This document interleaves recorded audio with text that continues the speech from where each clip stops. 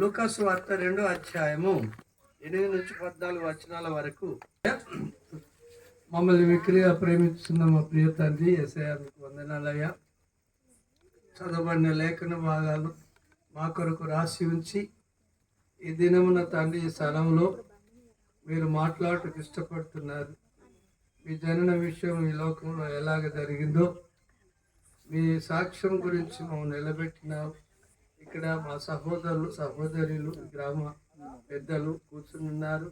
మాతో అందరితో మాట్లాడే దేవుడు మీకు అప్పగించుకొని యేసు ప్రభువుతో ప్రార్థిస్తున్నాం తండ్రి, ఆమేన్. ప్రియులారా, మరి మన ప్రతి వ్యక్తికి ఒక జననము ఉంటుంది, ఒక మరణం అనేది ఉన్నది. అలాగే యేసుక్రీస్తు ప్రభుల వారికి కూడా ఒక జననం వచ్చినాడు, మరణించినాడు. అయితే ఆయన 3వ దినాన తిరిగి లేచినాడు.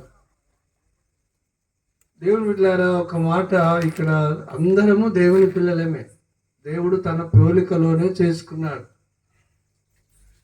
అయితే దేవుని బిడ్డలారా, మన పుట్టుకకు యేసు ప్రభు పుట్టుకకు తేడా ఉంది.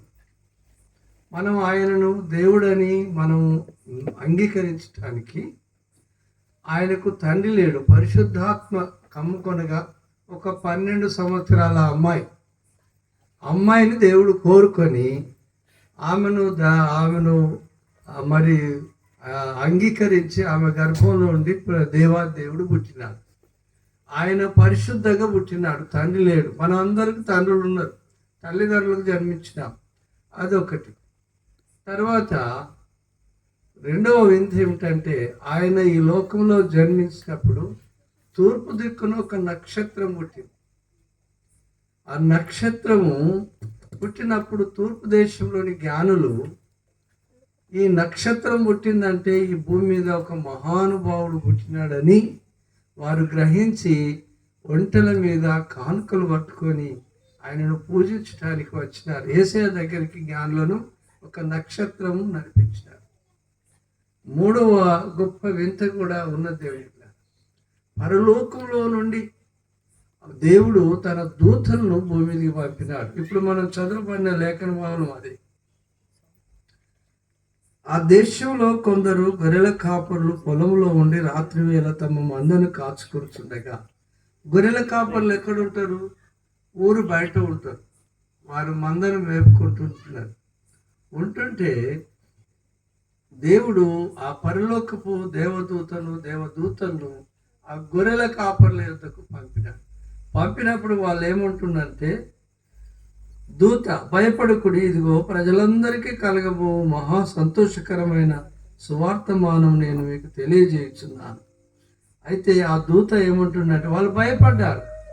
ఒక దూత, దేవుని దూత వచ్చి ఆ గొల్లలకు ప్రత్యక్షమైనప్పుడు వాళ్ళు భయపడిపోయినారు. ఆయన చాలా ఎత్తైన వ్యక్తి. దూతలు మహిమతో వచ్చేసరికి వాళ్ళు వెలుగుతో వచ్చినప్పుడు భయపడ్డారు. అయితే భయపడకండి, ఇదిగో ప్రజలందరికీ కలగబోయే మహా సంతోషకరమైన సువార్తమానం మీకు తెలియజేయుచున్నా. ఆ సువార్త ఏందనంటే, దావీదు పట్టణం అందు నేడు రక్షకుడు మీ కొరకు పుట్టి ఉన్నాడు. హల్లెలూయా. ఒకసారి దేవుని నమ్ముకున్న బిడ్డలకు చెప్తున్నా, హల్లెలూయా అందా. ఎందుకంటే ఆయన రక్షణ కలుగజేయడానికి దేవాది దేవుడు ఈ లోకంలోనికి వచ్చినాడు.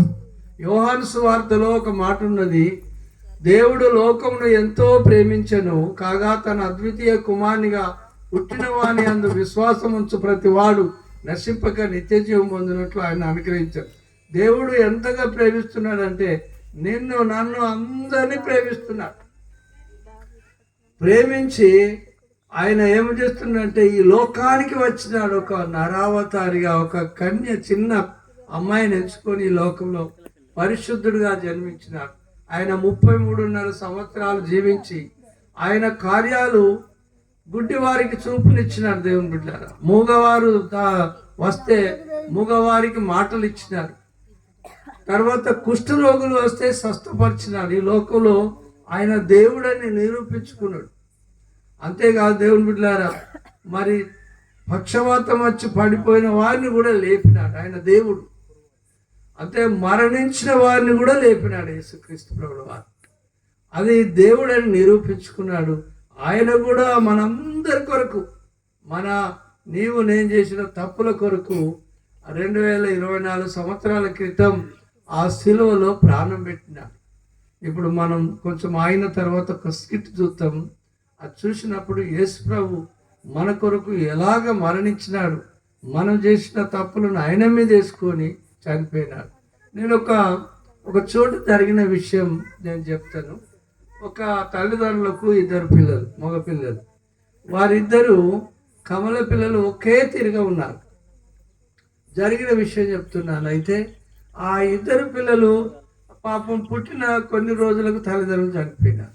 చనిపోతే ఆ 2 అన్నదమ్ములు పెరుగుతున్నారు. పాపం తల్లిదండ్రులు లేరు.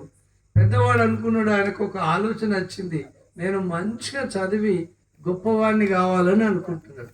మరొక ఆలోచన వచ్చింది ఏంటంటే, నేను చదువుకుంటే నా తమ్ముడు ఎక్కడ పోతాడు మరి అని ఏం చేసిందంటే, నేను చదువుకొని గొప్పవాడిని కావాలంటే దానికంటే ముఖ్యంగా నా కళను తమ్ముళ్ళలో చూస్తున్నానని ఆయన కష్టపడి తమ్ముని చదివిస్తున్నాడు.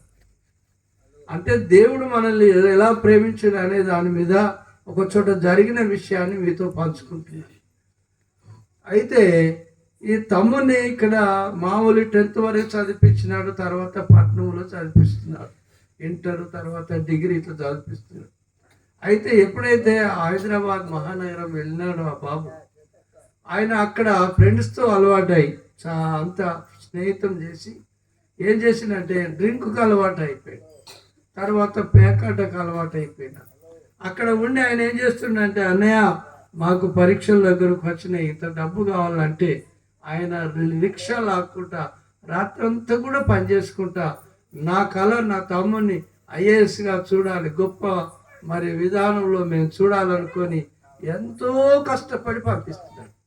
అయితే ఆయన చేసేది ఏమిటి, అక్కడ ఆయన సినిమాలు చూస్తున్నాడు, క్లబ్లో వెళుతున్నాడు, పేకాట ఆడుతున్నాడు, త్రాగుతున్నాడు, అలాంటి స్నేహంలో ఉన్నాడు. ప్రతిసారి డబ్బులు ఏడ్చిన కొద్దీ ఆయన లెటర్ రాస్తున్నాడు, ఈయన కష్టపడి పంపిస్తున్నాడు.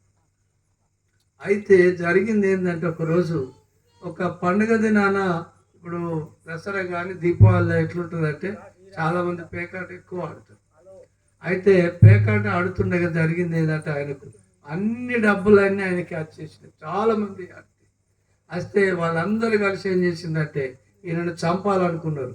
అందరూ డబ్బు గుంజుకొని కొడుతుంటే ఆయన తాగుతున్న సీసను పగలగొట్టి ఒక ఆయనను పొడిచేసి దెబ్బలు కొడుతుంటే, ఆయన పొడిస్తే ఏమైందంటే ఆయన రక్తం ఈయన మీద, ముఖం మీద, వస్త్రాల మీద పడ్డ.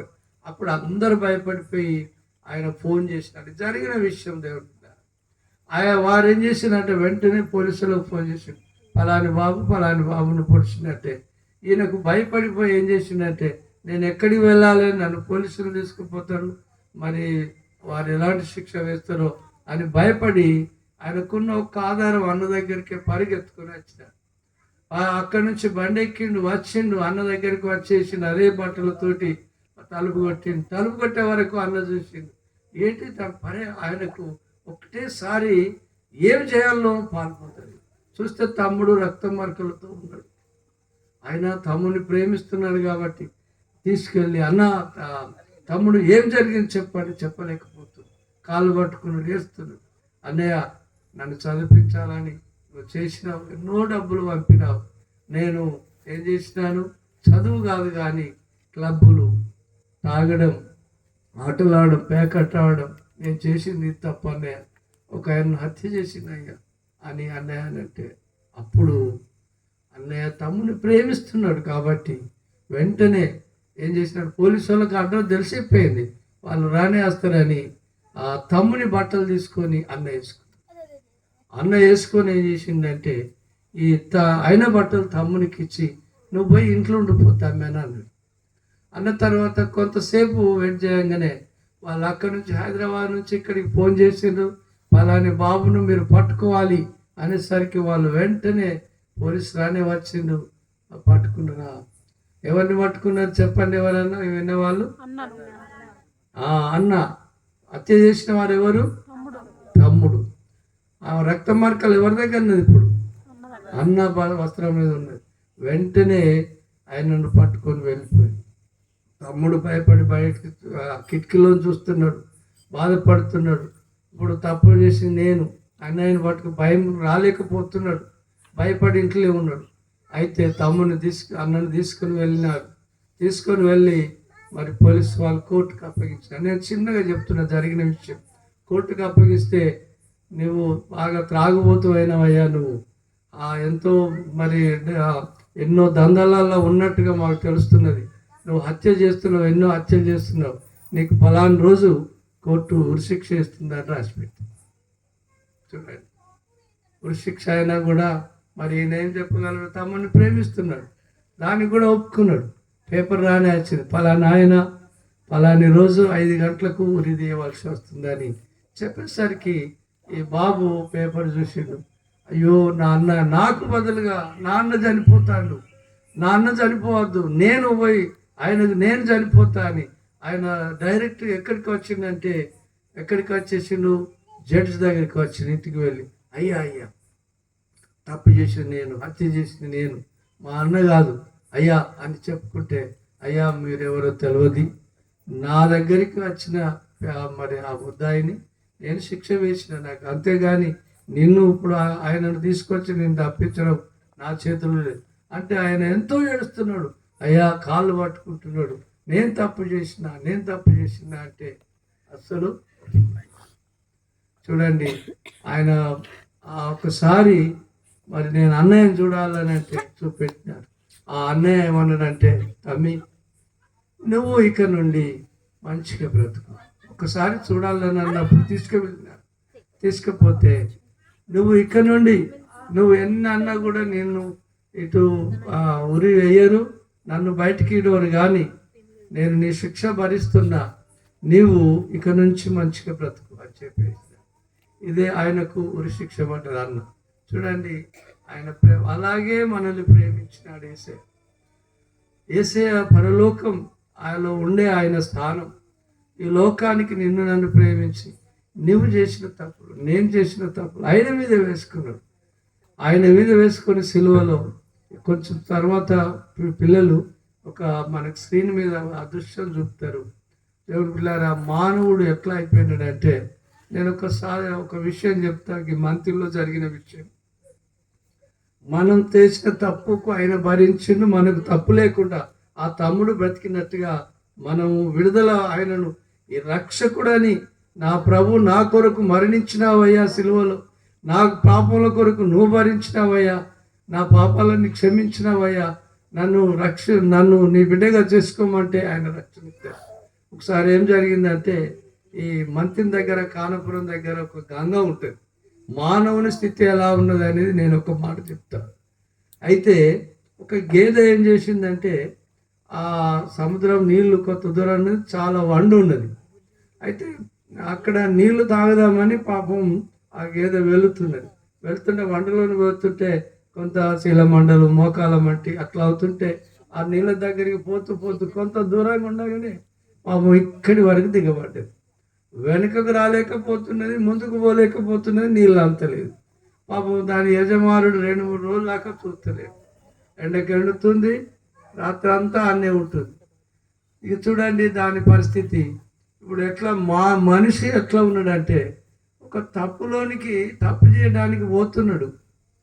ఒకవేళ త్రాగుడు అలవాట్లు ఉన్నవారు అనుకుందాం, దయచేసి ఎవరేం అనుకోవద్దు. నేను చాలా తాగిన సింగరేణి ఉద్యోగస్తులు, 35 ఏళ్ళు నేను బాగా తాగిన వాడినే. నన్ను దేవుడు మరిపించిన దాని విషయం నేను చెప్తున్నా. తాగిన వాళ్ళు కూడా ఎట్లా అంటే దాంట్లోకి వెళ్ళి రాలేదు. తాగి ఎట్లుంటుంది అంటే, రాత్రి తాగితే తెల్లారి తలనొస్తుంది, మళ్ళా ఇంత తాగవలసి వస్తుంది, డ్యూటీ పోయేది, మళ్ళా అబ్సెంట్ అయ్యేది, మళ్ళీ పోయేది. ఇలాగే ఫ్రెండ్స్ అని ఎన్నో అల్లర్లు పెట్టుకునేది, ఎక్కడెక్కడో పడుకునేది. ఒక దినం మరి నేను అప్పుల పాలై కుటుంబం పతనం అయిపోయిన జీవితం, మరి నా మనశ్శాంతి లేక అప్పుల పాలై ఉన్న సమయంలో దేవుడు నన్ను జ్ఞాపకం చేసుకున్నాడు, నాకు రక్షణ ఇచ్చిండు. త్రాగు నుంచి విడిపించినాడు, సిగరెట్లు తాగేది దాని నుంచి విడిపించినాడు, రకరకాల అలవాట్లుండే వాటి అన్నిటి నుంచి విడిపించినాడు. అప్పుడు అనారోగ్యంతో ఉండే, ఇప్పుడు దేవుడు స్వస్థపరిచినాడు. దేవుని బిడ్డలారా, త్రాగుడు అలవాట్లో ఉన్న దాని నుంచి రాలేకపోతున్నాం.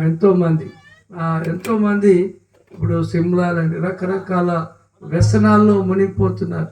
ఆడపిల్లలు అయితే ప్రేమ అని వెళ్ళి వాళ్ళు బయటికి రాలేక, తల్లిదండ్రుల దగ్గర ఉండలేక, అటు ఉండలేక అనేక మంది చనిపోతున్నారు. అయ్యో మమ్మల్ని రక్షించేవారు ఎవరు అని ఎంతో ఏడుస్తున్నారు. దేవుళ్ళారా, యేసు రక్షకుడు. ఆ రక్షకుడు దగ్గరికి వస్తే విడుదల ఉంటుంది. అందుకే మత్తయి సువార్త 11వ అధ్యాయం 28వ వచనంలో యేసుక్రీస్తు ప్రభుల వారు ఏమంటుందంటే, ప్రయాసపడి భారం మోసుకొడుతున్న సమస్త జనులారా నా యొద్దకు రండి, నేను మీకు విశ్రాంతిని ఇస్తాను. ఆయన దగ్గర విడుదల ఉన్నది. పాపములు క్షమించడానికి మనిషి కుమారునికి అధికారం కలది. యేసయ్య ఈ లోకానికి వచ్చింది ఎందుకంటే మన పాపములకు ఆయన భరించడానికి, శిలువలో బలి ఆగమడానికి ఆయన క్షమించే అధికారం ఉన్నది. పాపాలు క్షమించడానికి, నూతన జీవితం ఇవ్వటానికి ఆయనకు అధికారం ఉన్నది. అందుకే ఆయన యెషయా గ్రంథం 45:22లో బూదిగంతముల నివాసులారా నా వైపు చూసి రక్షణ పొందుడి, నేనే దేవుడు అని చెప్తున్నాడు. మేము ఒక దినం ప్రభువుని తెలుసుకున్నాం. దేవుని పిల్లారా, ఈ విషయం మరి ప్రభుదాసు గారు ఇక్కడ క్రిస్మస్ ఇట్లా పెట్టాలయ్యా అన్నప్పుడు మరి ఆ పిలవడం ద్వారా మేము ఇక్కడ వచ్చినాం. అంతకు ముందు కూడా పెట్టినాం. ఇప్పుడు మన దగ్గరికి సర్పంచ్ గారు కూడా వస్తారు. తర్వాత వాళ్ళని ఆహ్వానిస్తున్నాం. జడ్పీటీసీ గారు కూడా వస్తున్నారు. వారి ముందు కొంత ప్రదర్శన కూడా మేము స్కిట్టు, కొంత సాక్ష్యం. ఒక సహోదరి ఆమె జీవితంలో ఎలాగ పతనమైపోయింది, సజీవ సాక్ష్యం. ఆమె చెప్తుంది ఆయన జీవితం ఎట్లున్నది, దేవుడు ఎలాగ రక్షించుకున్నాడు అనే విషయం కూడా చెప్తాడు. కాబట్టి ప్రియులారా, మానవుడు తను తాను రక్షించుకోలేడు. ఆ గేదె ఊబిలో దిగబడ్డది, ఇటు రాదు అటు రాదు, ఎవరో ఒకరు రక్షిస్తేనే కానీ బయటికి రాదు. మానవుడి స్థితి కూడా ఆశపడి వెళ్తున్నాడు, మళ్ళీ వెనుకకు రాలేకపోతున్నాడు. ఏమవుతుందో ప్రతి వ్యసనాలకు లోబడి అటే జీవితం పాడు చేసుకుంటున్నారు. వారికి ఒక గొప్ప శుభవార్త ఏంటంటే, నేడు రక్షకుడు మీ కొరకు పుట్టిన్నాడు. రక్షకుడు అంటే అయ్యా ఒక 5 విషయాలు రక్షణలో నేను చెప్తున్నా. అయ్యా పాపాలతో పరలోకం పోలేం. పాపాలు క్షమిస్తాడు. అంతేకాదు మనం చేసుకున్న వ్యసనాలను బట్టి శరీరం రోగాలు తెచ్చిపెట్టుకున్నాం. ఆ రోగాలంతటికి యేసే స్వస్థపరిచే దేవుడు. తర్వాత దేవుని శాపం ఉన్నది, మనిషి శాపగ్రస్తుడై ఉన్నాడు. ఆ శాపం నుంచి విడుదల. అంతేకాదు దేవుడు మన తోడుండే దేవుడు. ఆయన తోడుండటానికి లోకానికి వచ్చినాడు, మనల్ని ఆశీర్వదించడానికి వచ్చినాడు. కాబట్టి నేడు రక్షకుడు యేసు. ఎలాంటి నువ్వు పరిస్థితిలో ఉన్నా కూడా, నువ్వు ఎలాంటి బాధలో ఉన్నా, ఎలాంటి పరిస్థితిలో ఉన్నా కూడా ప్రభు దగ్గరికి వస్తే నీ సమస్యలన్నిటి నుంచి విడిపిస్తాడు. ఇదే శుభవార్త. ప్రార్థన చేసుకుందాం. ప్రేమ గల తండ్రి, మీకు వందనాలు చెల్లిస్తున్నాం. యేసయ్య, 2000 సంవత్సరాల క్రితం ఈ లోకంలో జన్మించావయ్యా. నా కొరకే, మా కొరకే అయ్యా, మరి నరకం నుంచి తప్పించి మోక్షం ఇవ్వటానికే మా కొరకు వచ్చినావు. మా శిక్షను మీరు భరించినారు. మీకు వందనాలు తండ్రి. అయ్యా, మాకు ఎవరైతే మిమ్మల్ని రక్షకుడుగా అంగీకరిస్తారో వాళ్ళ పాప క్షమాపణ అయ్యా అన్ని కొట్టివేస్తున్నావు. అయ్యా, పరలోకం ఇస్తున్నావు. అంత గొప్ప దేవ, మీకే స్తోత్రాలు చెల్లించి ఈ యొక్క మాటలు మా హృదయాలు దీవించమని యేసు ప్రభువు పేరిట వేడుకుంటున్నాం తండ్రి. ఆమేన్.